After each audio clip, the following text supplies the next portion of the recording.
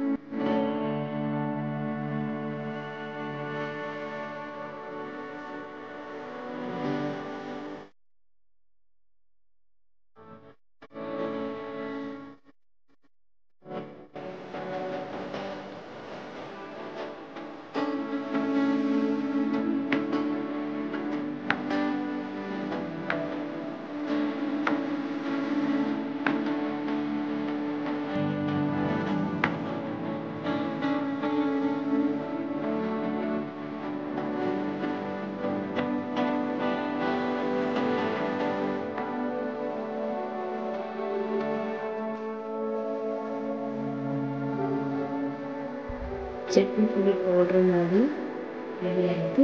ಈ ಚಟ್ನಿ ಪುಡಿಯಿಂದ ನಾನು ಸಾಂಬಾರು ಪಲ್ಯ ಹೇಗೆ ಮಾಡೋದು ಇದು ಹಿಂದಿನ ವೀಡಿಯೋದಲ್ಲಿ ತಿಳಿಸ್ಕೊಡ್ತೀನಿ.